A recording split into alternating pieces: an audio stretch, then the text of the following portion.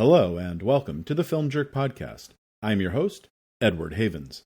On this first episode of a multi-part miniseries, we're going to take a look back at the curious case of the United Film Distribution Company and Taurus Entertainment, two movie distribution companies owned by the same company that were actually the same company.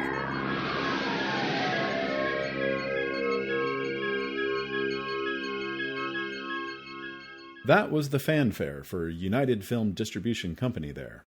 The story of UFDC, which operated from 1973 to 1987, and Taurus, which operated from 1988 to 1989, actually begins decades earlier. You've heard of United Artists Pictures, right? The company behind 49 Best Picture nominees and 12 Best Picture winners, including Alfred Hitchcock's Rebecca, Billy Wilder's The Apartment, West Side Story, Midnight Cowboy, Rain Man, and in an incredible streak 3 years in a row in the mid-1970s, One Flew Over the Cuckoo's Nest, Rocky, and Annie Hall. The studio was famously started in February 1919 by director D.W. Griffith, actors Mary Pickford and Douglas Fairbanks, and actor-filmmaker Charlie Chaplin on the premise that allowing the talent to control their own interests rather than being dependent upon the commercial studios, that better films could be made while properly compensating the creators for their creations. Amongst the many avenues of interest created by United Artists in their early days were a chain of eponymously named movie theaters started in 1924, where their movies could play. Many of Hollywood's studios owned their own theaters. Fox owned the Fox Theater chain, Paramount owned the United Paramount chain, RKO Pictures owned the RKO Theater chain, Warner Brothers owned the Warner chain, and so on. Their theaters would be lavishly designed, often seating more than 1,000 people, and were built in the biggest population centers in each major city.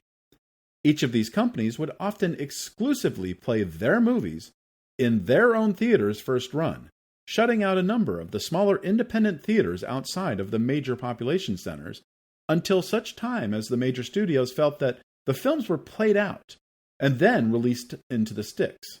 By the late 1930s, studio-owned theaters accounted for less than 20% of the theaters around the nation, but accounted for nearly half the ticket sales. The Federal Trade Commission had begun investigating film companies for possible violations of the Sherman Antitrust Act in 1890, but it wouldn't be until 1938 that the Department of Justice felt they had enough of a case to move forward. By then, it was fairly obvious the studios had created a series of oligopolies. They created the films. They had the producers and the directors and the writers and the actors under contract. They owned their own film processing laboratories. They printed their movies themselves. And they would get released into their own theaters. A perfect example of vertical integration. In all, 8 studios would be sued by the DOJ. Paramount, being the largest studio at the time, would be listed as the main defendant, but MGM, Warner's, Fox, Universal, Columbia, RKO, and United Artists would also be included, as well as a number of the studio executives and their subdivisions.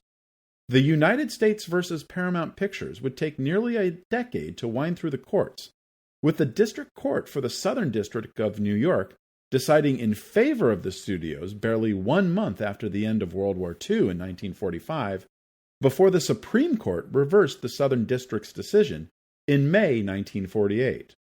The Paramount Decree, as it is often referred to, required the studios to either give up their production abilities, their distribution abilities, or their exhibition abilities. In every instance, the studios would give up the theaters. United Artists would sell their theaters to brothers Robert and Marshall Nafee, who operated the California-based theater chain Golden State Theaters. Since the United Artists name was more familiar to moviegoers than Golden State, they kept the UA name for the acquired theaters and would rebrand their own Golden State Theaters as United Artists Theaters. The United Artists Theater chain would continue to grow throughout the 50s and 60s, and in 1972, they would see an opportunity to get involved in acquiring and distributing completed projects. With the help of their executive, Salah M. Hassanian, United Artists Theaters would start the United Film Distribution Company. Obviously, they couldn't call themselves United Artists because that name in distribution was still being used by its original company. But the risks were few. Most of the movies they would acquire at the start would be lower-budgeted genre movies that, even if no other exhibitor bid on them, would be guaranteed to play in a few hundred theaters. And as long as UFDC did allow competitive bids from non-United Artists theaters, it could skirt any antitrust issues. The first movie UFDC would acquire and distribute was The Sinful Bed, a 1973 West German production about a bed who tells the stories of the various people who have used it for sexual purposes over the years. Yes, the bed is telling the story. The bed shares the tales of the first time it was used for a carnal adventure involving a sweet young virgin, a cunning prostitute who helps a wife get revenge on her unfaithful husband, a German soldier on leave for 2 hours during World War II, and a carefree modern couple. A softcore erotic nudie without all the stigma attached to a hardcore porn film, UFDC would spend time dubbing the film from German to English before releasing it into theaters in September 1974. Their second film would be Tintorera, Killer Shark, a 1978 British-Mexican co-production looking to jump in on the Jaws bandwagon.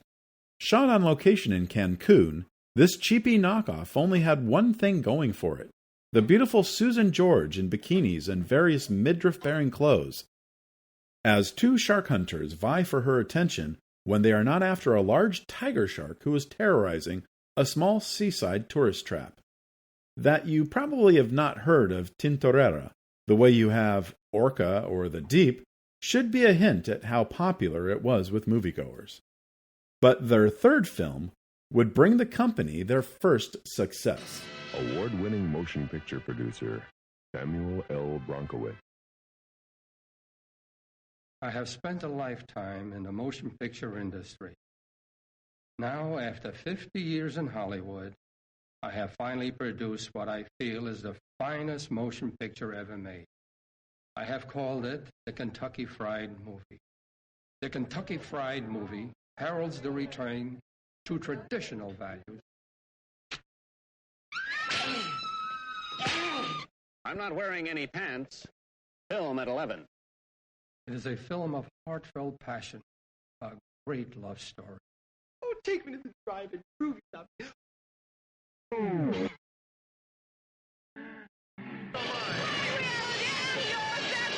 It explores the subtle nuances of interpersonal relationships. Of course, there are occasional moments of comic relief.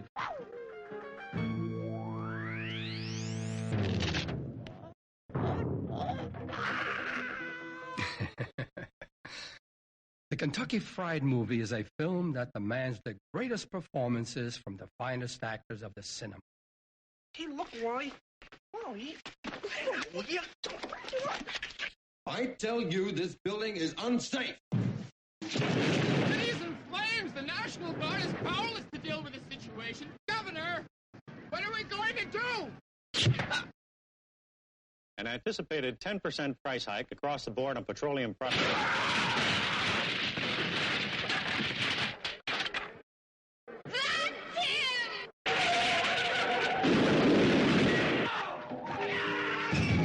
I invite every man, woman, and child to share with me the joy and warmth of the Kentucky Fried Movie.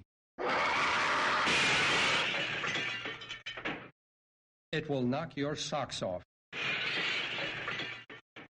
The Kentucky Fried Movie was one of a number of sketch comedy movies that were popular in the mid-1970s after Tunnel Vision and If You Don't Stop It, You'll Go Blind.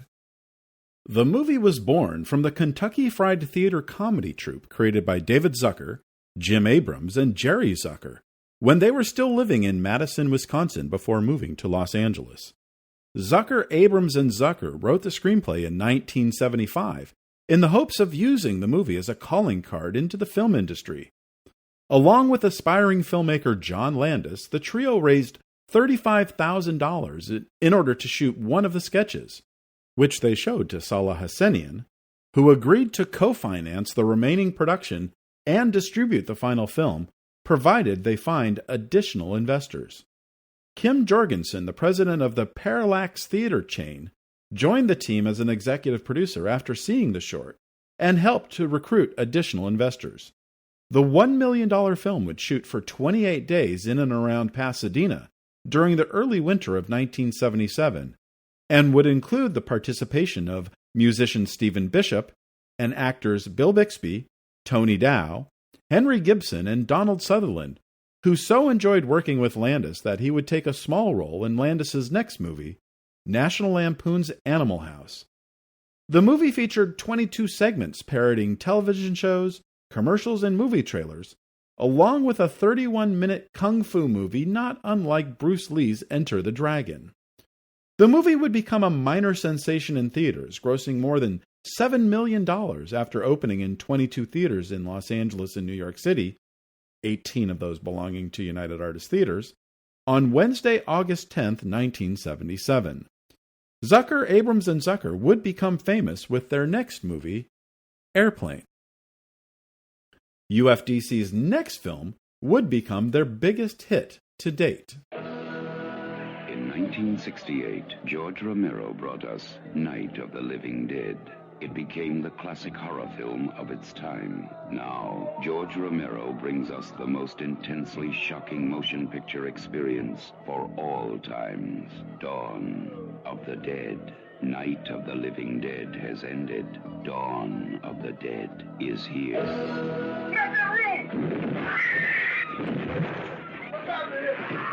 It gets up and kills. The people it kills get up and kill. They must be destroyed on sight. When there is no more room in hell, the dead will walk the earth. Dawn of the Dead.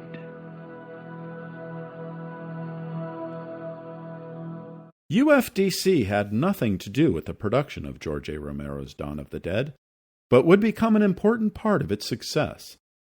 After a decade of films that failed to match the cultural impact of his debut feature, Night of the Living Dead, Romero would return to the zombie genre that would make him a filmmaking icon.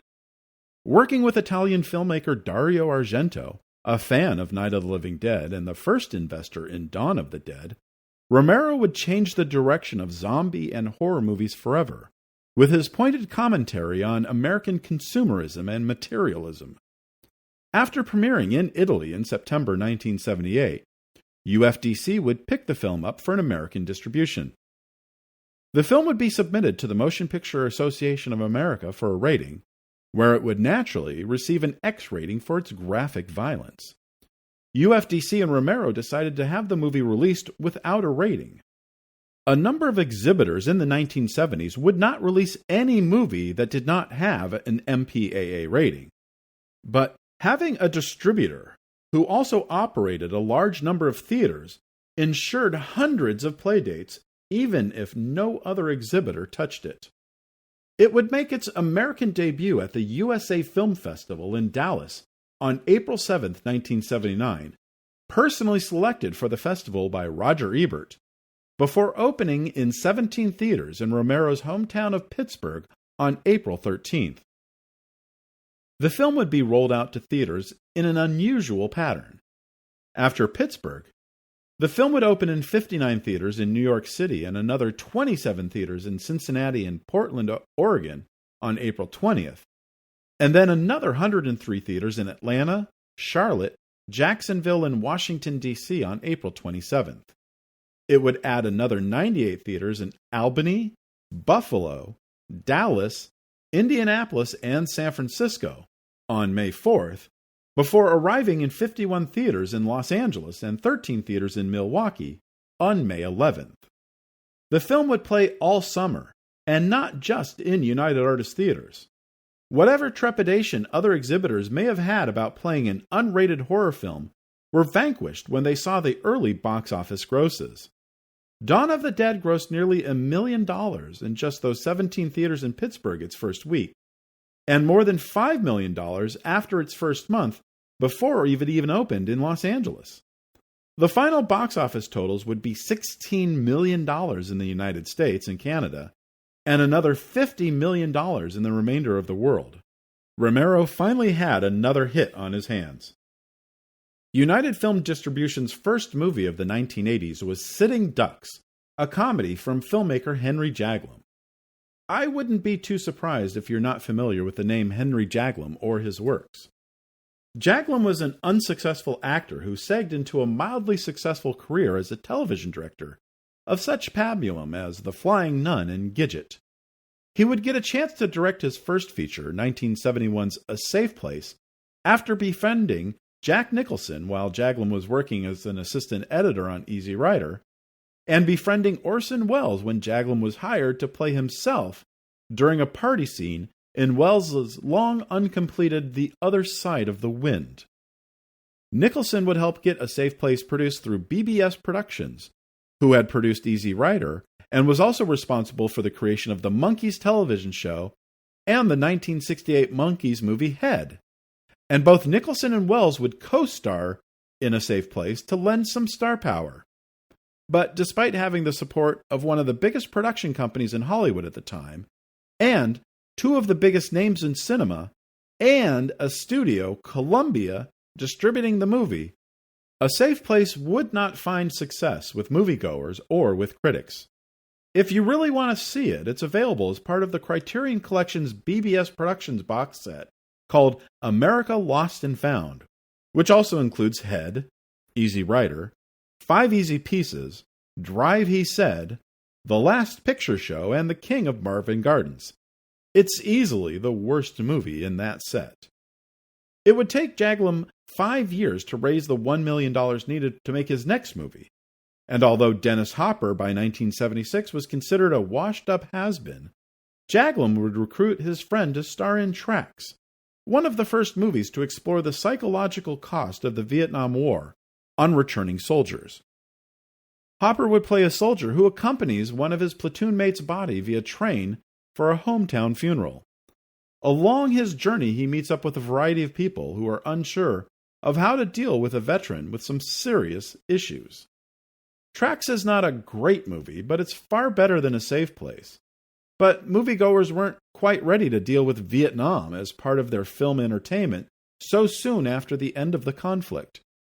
It would be another 2 years before audiences accepted movies like Apocalypse Now, Coming Home, and The Deer Hunter, and Tracks would virtually disappear for another 2 decades. When Sitting Ducks came around in 1980, there wasn't much initial buzz surrounding it. The $750,000 film was produced and financed independently with the help of its star, Zach Norman, who, when he wasn't acting, was helping to finance movies such as Tracks and the 1971 cult vampire lesbian movie Daughters of the Darkness under his real name, Howard Zucker. Norman and Jaglom would meet thanks to their mutual friend Bert Schneider, one of the Bs in the BBS production company that produced A Safe Place, for whom Norman, as Zucker, would finance Schneider's 1975 Oscar-winning documentary about the Vietnam War, Hearts and Minds. Norman and Jaglom's actor brother Michael Emile star as 2 small-time criminals who both fall in love with a not very successful singer-songwriter, played by Jaglom's then-wife Patrice Townsend, while they are on the run from the mob after they steal a considerable amount of money. In order to save money on the production, Jaglom would resort to using real people who just happened to be in a location they were shooting at for a scene. During part of a stay at a Holiday Inn, Jaglom and his team would grab scenes at the restaurant at the motel, using the waitress who was serving them as the waitress who was serving them. The production would run into a bar, get quick permission from the owner or manager to shoot there for a few moments, and just have the barflies hanging out playing barflies who were just hanging out at a bar. If they didn't have a permit to shoot in a certain location, Jaglom would hide the cinematographer and the camera under a blanket while sitting in a wheelchair, and then whip the blanket off to get the shot they needed before loading everything into a production van before the police could arrive to shut them down. Townsend would style her own hair and rarely wear makeup during production, and the filmmakers would regularly shoot scenes in whatever light was available, and having the actors wear whatever clothes they had without concern whether they had the right props for any given scene. This all sounds like chaos, but it works within the confines of this movie. UFDC was planning to open the film during the late summer of 1980, but when the movie was surprisingly selected as an official entry into the 1980 Cannes Film Festival, UFDC would rush the film into theaters, creating a new ad campaign to signify the importance of that selection, opening the movie at one of their New York City flagship theaters, the Gemini Twin, on the Upper East Side on April 4th. Critics loved the movie. Several of them, including Judith Crist of the New York Times, David Denby of New York Magazine, Bruce Williamson of Playboy, and Fred Yeager of the Associated Press, would hail the comedy team of Norman and Emile, comparing them to the likes of the Marx Brothers, or Jack Lemmon and Walter Matthau. The critics would also compare Jaglom's work to the likes of Woody Allen, Frank Capra, Jean-Luc Godard, and Francois Truffaut.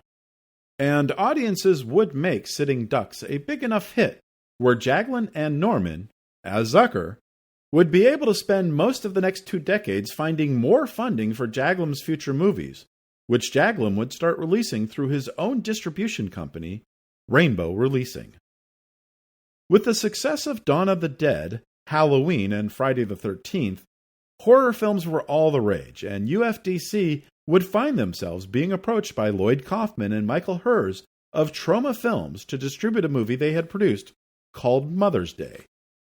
Directed by Lloyd's brother Charles, and co-written by Charles Kaufman and future Law & Order Criminal Intent and SVU showrunner Warren Leight, the movie was a rather gruesome adventure about 3 young women on a camping excursion who fall victim to 2 deranged murderous young men and their unhinged mother. The levels of violence in the movie were shocking even for the early 80s horror genre, and the film would, like Dawn of the Dead, need to be released without an MPAA rating. Those who did venture to see Mother's Day would find it very unsettling, especially scenes which featured the graphic, violent rapes of the women. The film would open on 90 screens in the New York City metropolitan area on September 19, 1980, and would wind its way throughout other markets for the next 7 weeks until it made its final stop in Los Angeles on November 14th. But by this time, the horror market was flooded. Mother's Day was competing for ticket buyers alongside Alligator, often paired with Eaten Alive, The Boogeyman, often paired with The Toolbox Murders, Diabolical, Fade to Black, Motel Hell, and Terror Train, as well as Friday and Saturday night midnight shows of Dawn of the Dead. By the time it reached Los Angeles, it would only play on 12 screens, never on its own, and often as the B title of a double feature. The $150,000 film would gross less than $2 million during its short theatrical run. UFDC's first release of 1981 would be George A. Romero's Knightriders. After years of trying to get financing to make a movie out of the 1958 novel The Once and Future King about the life of King Arthur, Romero instead decided to craft a new story about a medieval reenactment troupe who uses motorcycles instead of horses for their jousts, and how their leader Billy starts to lose his grip on reality as he has trouble keeping the troupe together. Romero and his producing partner, Richard P. Rubenstein, would approach UFDC about financing the $3 million movie. Instead, they would end up signing a 3-picture deal with the company, of which Knightriders would be the first. UFDC would provide half the budget in exchange for North American distribution rights, while, ironically, United Artists Pictures would put up the other half for foreign distribution rights. UFDC wanted to be in the George Romero business, and Romero was happy to be wanted and funded. Like most Romero movies, Knightriders would be shot in and around his hometown of Pittsburgh. The great Ed Harris would get his first starring role as Billy, while Romero friend and makeup effects genius Tom Savini would get his biggest acting role to date as Billy's main rival, Morgan. Stephen King, who came to Pittsburgh to talk to Romero about a movie idea they were collaborating on, would end up making his acting debut in the film, playing Hoagie Man. And Mrs. King, Tabitha, would also get roped into the production, playing the Hoagie Man's wife. Production on the film would run from early May to early August 1980, although a strike by the Screen Actors Guild threatened to shut down production 4 weeks before the end of shooting. But a clerical error by the Guild, not informing the production of the possibility of a strike at least 60 days before the start of a strike, meant the production could continue even though the Screen Actors Guild did indeed go on strike. Good news to the more than 1,000 local extras and dozens of local production workers who rarely saw work in their area outside of Romero Productions. Another person who would unexpectedly benefit from the production was actress Christine Forrest, who played Morgan's girlfriend. She would fall in love with her director during production, and she and Romero would marry days after the end of principal photography. Originally titled Knights, Romero and UFDC were forced to change the title during production when filmmaker John Boorman filed a complaint with the MPAA, as he had already registered the title Knights for his own adaptation of the Arthurian legend. And the two films would keep bumping into each other. In late December 1980, after UFDC had already sent out posters and trailers to theaters introducing the now titled Knightriders to theaters, Boorman changed the title of his movie to Excalibur. And then after UFDC announced in early February 1981 that they would be releasing Knightriders on April 10th, Orion and Warner Brothers announced the release of Excalibur for April 10th. Excalibur was given a lavish multi-million-dollar advertising campaign, including primetime commercials and multi-page ads in major city newspapers. It would open in first place nationwide with more than $4.5 million in ticket sales from 692 theaters. Knightriders would not have any primetime commercials, and quarter-page ads at best, when it opened on 24 screens in Los Angeles and another 24 screens in several Florida cities. It could barely manage $100,000 in ticket sales. The following week, Knightriders would open in 38 theaters in the New York City metropolitan area, and another 10 in and around Romero's hometown of Pittsburgh. Maybe it's because New York doesn't really pay attention to Los Angeles or the trades, but Vincent Canby of the New York Times would start his review of Knightriders wondering if it was merely coincidence that this movie was opening 1 week after Excalibur, before wondering if Romero knew what Boorman had been up to. But that would set the tone for the rest of Knightriders' theatrical release, being treated like a rushed, cheapy knockoff of a bigger movie.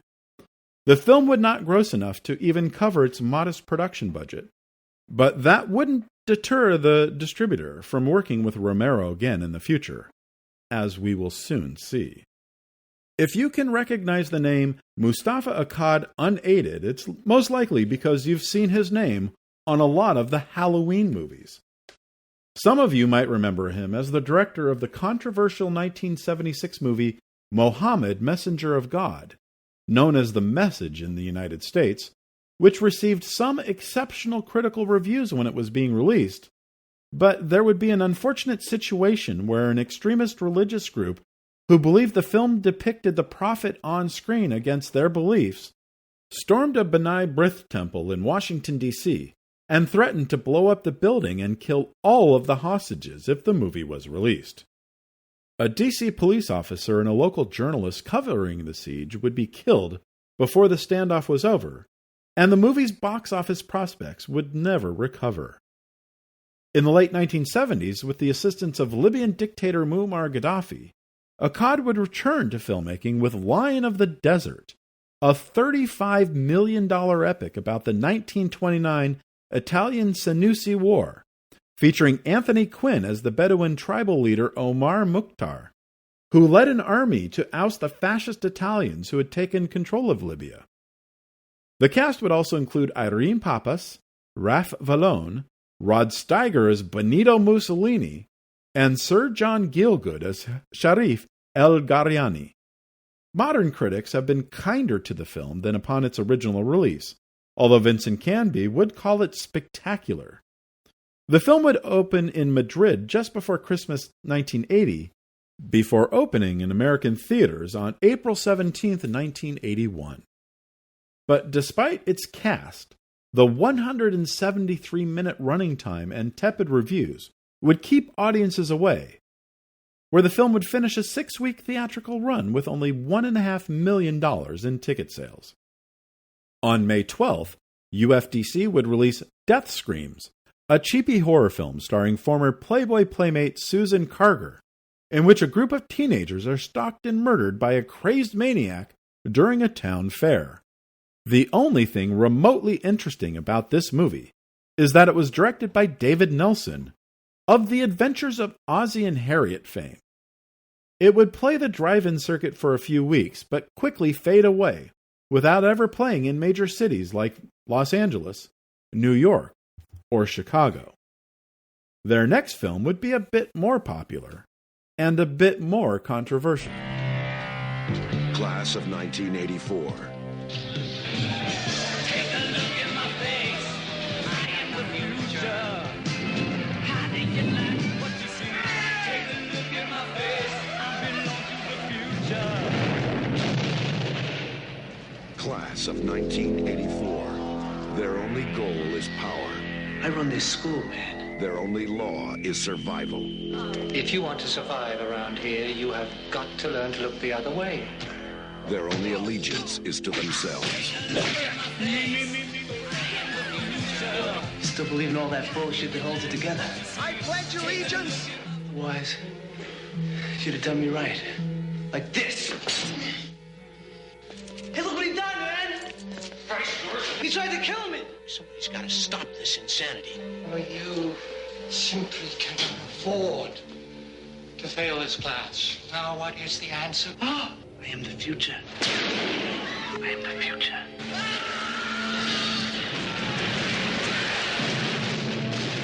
I am the future. But you've taught before and nothing like this has ever happened. All right, I gotta deal with it. Who's gonna protect you? Yeah.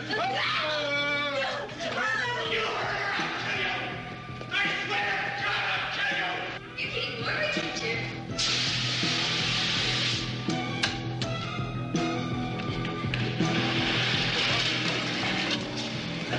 I'm gonna play some more later.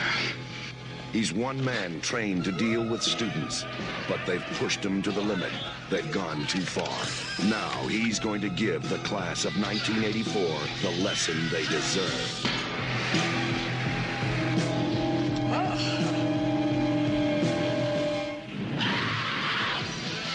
Class of 1984. Is this the future? Take a look at my face. I belong to the future. And the world belongs to me. Take a look at my face. Mark L. Lester is what film aficionados affectionately call a journeyman director.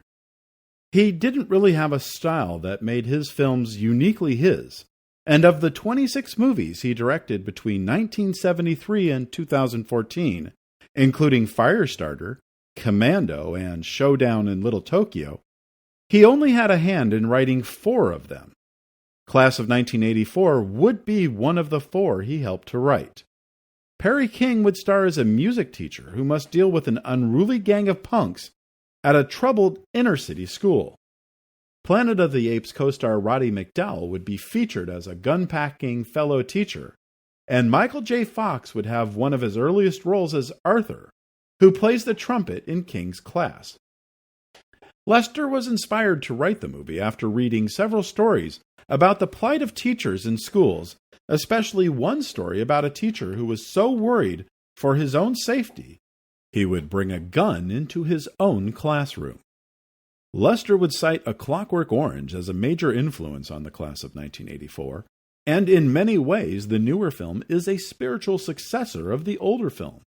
And like A Clockwork Orange, Class of 1984 would run afoul of the British film censors, who would force Lester to cut more than 4.5 minutes from the final film in order for it to get certified for theatrical release there. In America, the producers had trouble selling the film to distributors, only going to UFDC after being rejected by all the major studios and many of the independents. Featuring a memorable song by Alice Cooper, I Am the Future, written specifically for the movie based on a reoccurring theme within the movie, the $4.5 million production would open on 77 screens in New York City on August 20th and work its way around the country until finishing its run by opening in 62 theaters in Los Angeles on October 8th. And while the idea of punk rockers running rampant through the hallways of American high schools scared the crap out of parental units all across the country, none of them actually saw the movie, which grossed a respectable but not particularly memorable $6.97 million. Horror was regularly a big sell in the early 1980s, and one of the best names in horror at the time was filmmaker Larry Cohen, thanks to his mid-1970s classic, It's Alive, and the next film we're going to talk about, Q, The Winged Serpent. For 10 centuries it has waited to be awakened, to be worshipped again like a god, to fill the skies, to cast its shadow over the earth, to release its fury.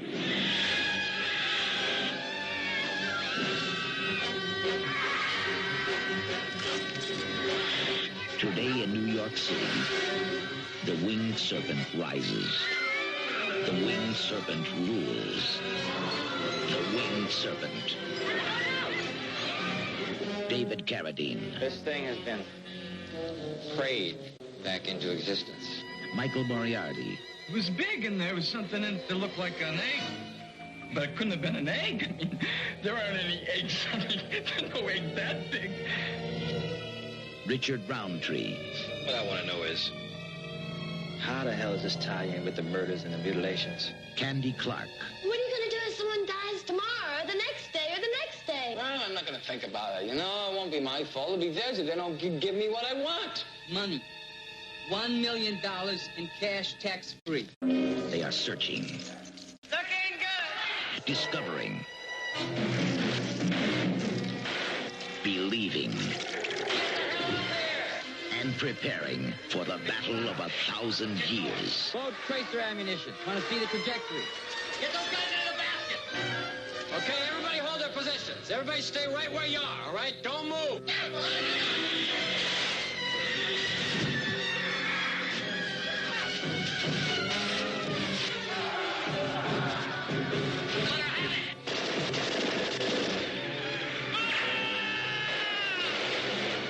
Against the fantastic flying forces of a lost age. You like saying a prayer? Man against the winged serpent.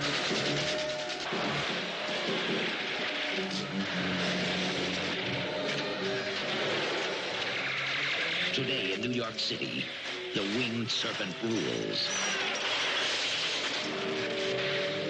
The legend has come alive. Cohen, a native of New York City, was walking around the city one day in the late 1970s, and he just happened to glance up at the Chrysler Building and think to himself, that would be the coolest place to find an egg. And that's how the idea of the movie was born, a random thought while randomly looking up at one of the city's many iconic buildings.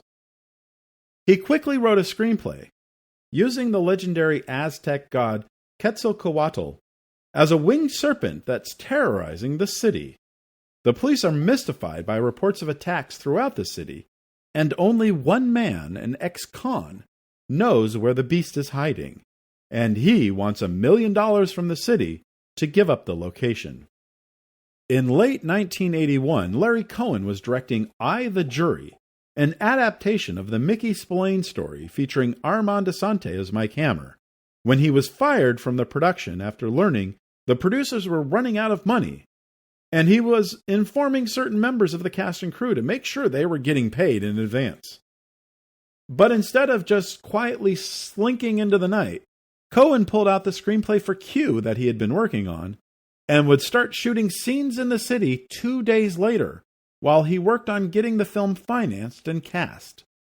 Cohen would call up David Carradine, with whom he'd served in the army many years earlier, and Carradine would be there for his friend. Michael Moriarty, a respected but not very well-known New York actor at the time, would join the production without hesitation after overhearing Cohen tell a friend how good an actor Moriarty was when they were separately having lunch at the same cafe on the Upper West Side, and would, in the years to come, be a regular staple in Cohen's movies. Cohen would also get Candy Clark from American Graffiti, Shaft himself Richard Roundtree, and even Los Angeles Dodgers third baseman Ron Cey to play a small role during the off-season. Cohen would finally be able to get $1.2 million together to make the film, a good portion of which would be spent on creating the stop-motion animation needed to bring Q to life.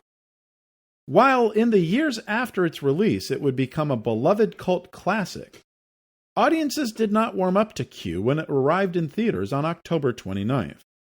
UFDC would only report a gross of about $255,000 after 3 weeks of release. Earlier in the episode, I mentioned George Romero's 3-picture deal with UFDC. One of the aspects of the deal was that it was non-exclusive, meaning Romero was not required to develop material specifically for the company, but he would be required to come to them first with any new material he wanted to make. And we mentioned earlier Stephen King came to visit Romero during the production of Knightriders to talk about a film that they were planning to make together. Now, if you've been paying attention to the timeline, we are now entering the fall of 1982, so I'm sure you already know what film I'm talking about here. The Stand. Yes, when King and Romero met up, they were planning on adapting King's magnum opus into a major motion picture. King's first draft of the screenplay had run hundreds of pages and would have resulted in a movie as long as both Godfather movies put together. King's second draft would turn it into a pair of 2-hour movies with a combined budget expected to run over $25 million. But despite the promise of 2 movies from 2 kings of horror, UFDC wasn't quite ready to go for something that big and that expensive. So they would ask if there was maybe something else that the pair had an idea for that could be made for less. And yes, they already had. In 1979, while initially meeting about making The Stand, the 2 men started throwing ideas around, wanting to come up with a movie that would scare people continuously throughout the movie. They would eventually settle on a horror anthology, several short stories of terror. While they were still coming up with the stories, they started flirting with the idea of how to make them. Maybe one of them would be in black and white. Maybe one of them in 3D. This being 2 years before the start of the 1980s 3D craze with Coming At Ya in 1981. But eventually they decided all of this would be too radical an idea, and they would latch onto a main idea. 5 stories wrapped together like a cheap comic book, not unlike the EC comics both men had become enthralled with as younger men. And King would come up with the title, Creepshow. Coming soon.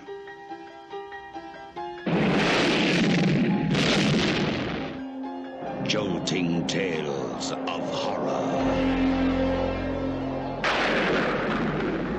Creepshow. From the author of Carrie, The Shining, and Cujo. And the creator of Night of the Living Dead and Dawn of the Dead. You'll scream at ghastly ghouls.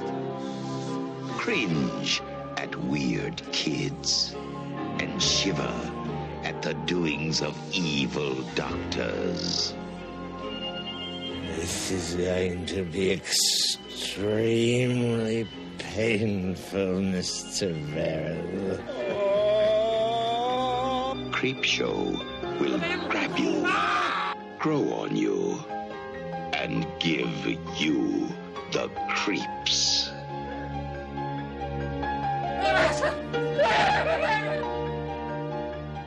No, this is going to be an entirely new experience.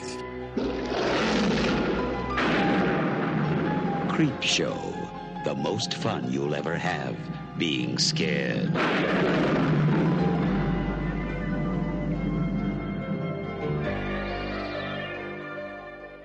2 months after the two men had started discussing the idea while drinking beer in his main living room, Stephen King had a completed screenplay.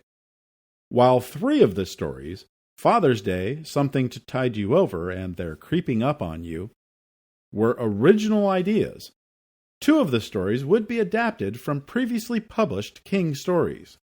The Crate had been originally published in the July 1979 issue of the adult sex magazine Gallery, while The Lonesome Death of Geordie Verrill, in which King would star, was originally published as Weeds in the May 1976 issue of the adult sex magazine Cavalier. And when UFDC was looking for a follow-up to Knightriders, they would relish the idea of this new idea that had been sitting around for nearly 2 years. Creepshow, of course, would become Romero's biggest production to date. It would be the first time he would be able to work on actual sound stages instead of just shooting wherever he could. It would be the first time he would get to work with name actors like Adrienne Barbeau, Hal Holbrook, E.G. Marshall, and Leslie Nielsen. It would be his biggest budgeted film to date at $8 million. And it would be the first time UFDC would consider selling one of their movies to a competing distributor. After Romero had spent most of the fall of 1981 shooting the movie in various locations around Pittsburgh, including his alma mater of Carnegie Mellon University, and the winter and spring editing it into a 129-minute film, UFDC would take the completed film to the market at that year's Cannes Festival, where they would end up making most of their initial investment back in sales to a number of international territories. But unexpectedly, a critic from Variety attended one of the market screenings and filed a glowing review that ended with, "The film is top of its class and should generate substantial box office business. A surefire picture for the summer movie crowd." Now, some websites will tell you that the Variety review and the Cannes Festival frenzy led Warner Brothers to make a play for the film.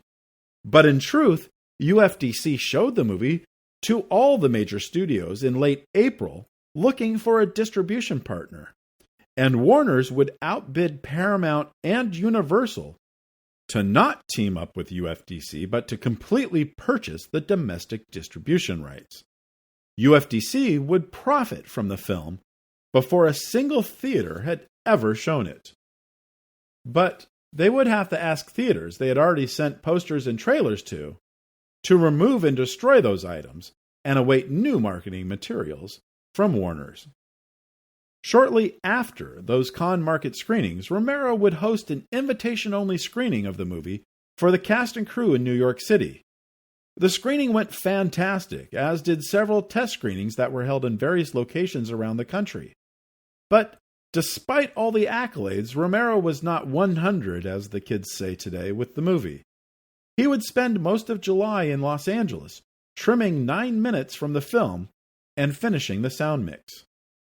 Now, some websites will tell you that Creepshow played a successful 4-week trial run at several theaters in the Boston area in July 1982. This is not true. The fall 1982 issue of the late great magazine Cinefantastique, which devoted more than 20 pages to the making of the film, notes the July time Romero spent in Los Angeles mixing the movie. And there are 0 reviews or ads in any of the local Boston newspapers for any show of Creepshow in July 1982. What actually happened is that there was a trial run of the film at the Garden City Cinema in Providence, Rhode Island, starting on August 20th, 1982, which lasted for 3 weeks, which was successful enough for Warner's to move the movie out of the Halloween release season, which already had a Halloween movie set for release, and instead prepare it for a mid-November launch. When Warner's released Creepshow into 1,127 screens nationwide on Wednesday, November 10th, Universal's third Halloween movie, Season of the Witch, had already come and gone, and audiences were primed for something new and different. The film would open in first place with $5.87 million, beating the previous number one film, First Blood, by more than $2 million. But like all horror movies, the opening week audience was front-loaded, and by week 2, it would slip to third place. First Blood would remain in second place, beating Creepshow by little more than $200,000. But the number one film that week would be the first re-release of The Empire Strikes Back. But while UFDC may have sold the distribution rights to Creepshow, they would still maintain ownership of the property. Even today, with the Creepshow series that runs on Shudder, the company that UFDC would become in a few years from where we are now in this story still maintains control of the property. And we will get to that part of the story on our next episode. Thank you for joining us. We'll talk again soon. The Film Jerk podcast has been researched, written, narrated, and edited by Edward Havens for Idiosyncratic Entertainment. Thank you again. Good night.